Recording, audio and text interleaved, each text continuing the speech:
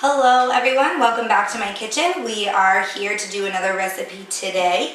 I don't really know what to call these. I call them peanut butter dog treats, but there's a lot of really great high quality ingredients in these dog treats that I'm going to share with you today, and they're wonderful for your dog. You can make them as healthy as you want, which is my personal favorite thing about making homemade dog foods and treats. You can make them all natural, you can make them organic, you can use the best quality ingredients that you can afford.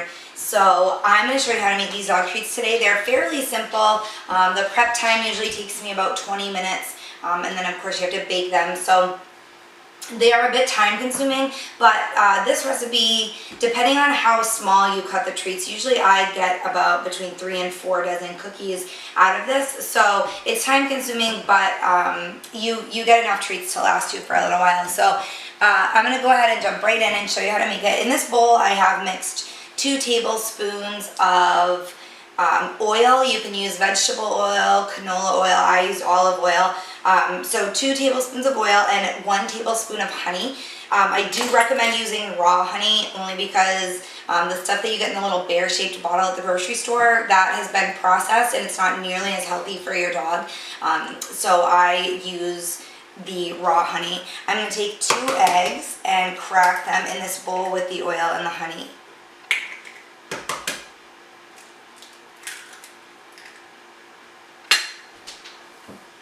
And then you're just going to whisk these quickly together.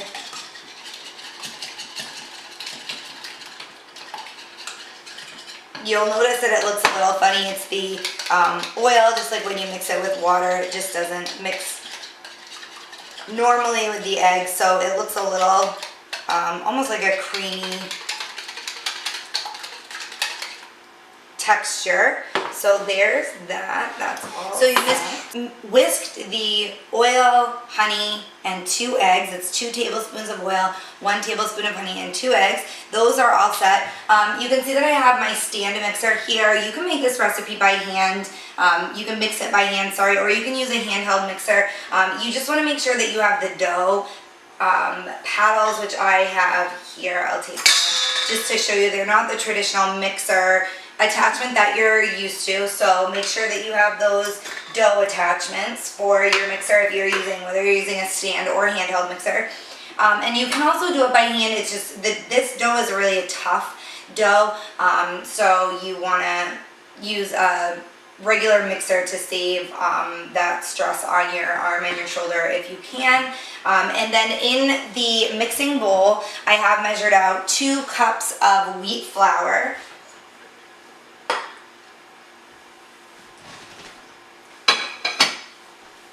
I have 1/3 of a cup of cornmeal with a dog hair in it. Surprise, surprise. If you are a dog owner, then you know that that happens more often than you would like. I also have 3/4 of a cup of all-purpose flour, and you're going to dump that in there as well. So now is the time that you want to go ahead and preheat your oven, and I am going to set mine to 325 degrees. Sure nothing's in there. Okay, so you have your egg mixture. I have 1 cup of chicken broth here. And I'm going to add that in.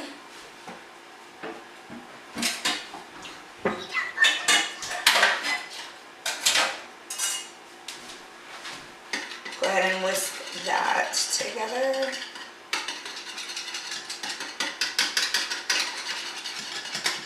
So now in this mixture I have 1 tablespoon of raw honey, 2 tablespoons of oil, I have the 2 eggs, and then 1 cup of chicken broth.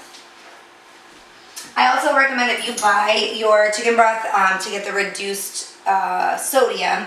It's very high in sodium, so you want to get the reduced sodium if you can. So now I'm just going to drop this down and just mix these flours and the cornmeal for just a second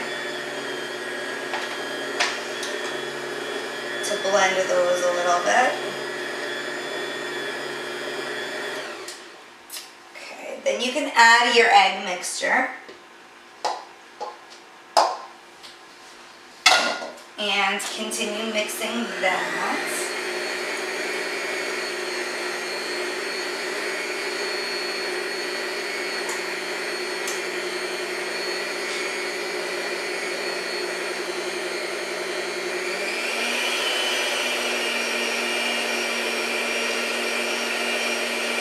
I like to use a rubber spatula, hopefully you can hear me over the mixer, just to scrape the sides of the bowl. Then make sure you get everything mixed in there.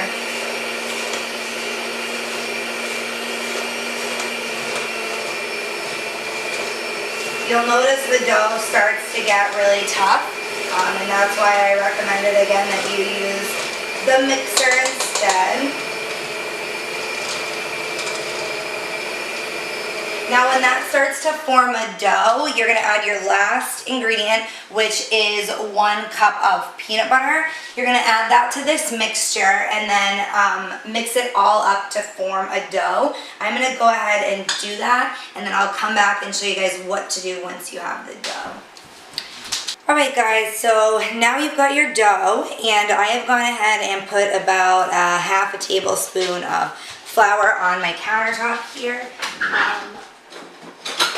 Forgot to grab the roller though. So you get your dough. It's certainly not sticky. If it is sticky, you might want to add a little bit more whole wheat flour, but if you followed my recipe, there shouldn't be. You will notice that it's a little bit grainy. There's a few granules. Those are the corn. That's the cornmeal that you mixed in, so don't worry about that. And you want to roll this out until it's about half an inch, somewhere between 1/4 of an inch and 1/2 an inch thick. And as you can tell, mine's not sticking at all. You really don't need, some dough recipes you need a lot of flour because the dough ends up being really sticky. This dough isn't sticky at all, so go ahead and just continue to roll that out until you get your desired thickness. And don't forget to roll the middle. Some people forget that, and then you end up with these skinny cookies on the outside, and you have these big fat cookies in the middle. And the reason, I mean, it's not going to be a problem aside from the fact that your dog's going to have big cookies and little cookies, but with cooking, your thicker cookies take a lot longer to cook, obviously, than your thinner cookies. So you might have some on a tray that are burned while others are still not cooked in the middle. So that looks pretty evenly rolled to me. I'm happy with that. And now what you want to do, your oven's preheated to 325 degrees. I have a cookie sheet here, and you want to just lightly grease that. So if you want to just rub some oil on that, I have some canola oil spray here that I'm just going to lightly spray that. And you also want another bowl. You're cracking 2 more eggs. So this recipe requires 4 eggs all together because you had 2 in the mixture, if you remember, with the oil and the honey. So you're going to just whisk 2 plain eggs, nothing else in here. This is an egg wash if you've never done this before. It's called an egg wash, and it just gives your cookies a little bit of a golden brown look. You're going to hear, my dogs just started wrestling, so you will hear Molly and Sadie wrestling and whining a little bit in the background. Okay, so you have your egg wash, and then you want to just get a pastry brush, and that will, you can see that it picks up the egg wash, and then you can just brush your cookies after you put them on the pan. So your pan's greased, your dough's rolled. If you want, you can use cookie cutters to make cute little shapes for your dogs. My dogs don't have a preference. They don't care what I do, so I take a pizza roller and I just cut strips. And then I go back through and cut them into squares or whatever. On the edges here, they don't look quite like squares. And then you can just easily pick those up, lay them on your cookie sheet. Because these don't have a rising agent in them like yeast, they're not going to expand when you cook them, so you don't have to worry about distancing them, you know, a 1/2 inch or something, just to make sure that they don't stick together, because they will not rise. So you lay these, and I'm going to lay a few out on the cookie sheet just to show you. Now I've got a few laying there, and you're just going to take your egg wash, you want just a light coating, and you just brush over the top of each cookie. And then you're going to put them in that oven that's preheated to 325 degrees. You're going to bake them for about 15 minutes. You will know when they are done. They'll have a nice light brown color, a little bit darker than what the dough is already, and you will be able to certainly tell that those are done. So bake for about 15 minutes. And that's it, you're done. Once they cool, you can feed them to your dog. So I'm gonna go ahead and bake these so you guys don't have to sit here for 15 minutes and stare at my oven. And I will come back in a few minutes when they're baked and we can talk a little bit more about these peanut butter dog treats. Okay, so 15 minutes has gone by. I pulled my peanut butter dog treats out of the oven and put them on this cooling rack. Usually what I do is place them in a resealable Ziploc bag. And then you can keep them, remember that these have no preservatives in them, like traditional dog treats, so you can't keep them as long as you can keep those, but they should last you for a couple of weeks. I put mine in the refrigerator. You don't have to. There's no reason to put them in the refrigerator. I just do that to preserve them a little bit longer. Where in summer it's hot, it's humid, so the cool temperatures help preserve them a little longer. So once they're cool, I just drop them in a Ziploc bag, and it is that simple. You'll notice that on mine, some of them are larger, like this size, and then I have some smaller ones like this. And the reason that I do that is because we have large breed dogs and we have a smaller dog. So you can do that as well if you like. If you have a small dog, you can make smaller treats, larger dogs, larger treats.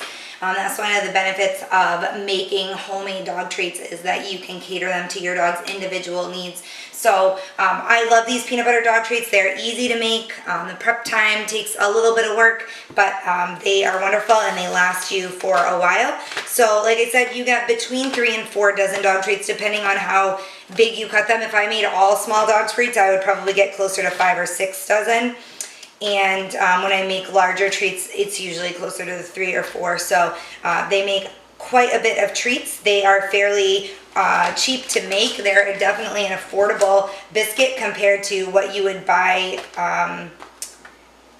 commercial dog treats on the market. For a bag of commercial dog treats, you can buy all the ingredients to make these, and you know that these are natural, they're organic, you know that they are as good as you make them. If you use lower quality ingredients, they're not going to be as good quality, but if you use higher quality ingredients, farm fresh eggs, things like that, you miss out on the hormones that might be in the eggs, some of the chemicals and the artificial ingredients, flavorings, colorings, preservatives that are in traditional treats. So I'm going to go ahead and bake the rest of my treats because I just did one batch. So now I'm going to go ahead and bake the rest of those. I hope that you guys enjoyed this video, and if you have any comments, questions, concerns, make sure to reach out to me. You can find me on our website, which is topdogtips.com. My contact information is there. You can email me at samantha@topdogtips.com.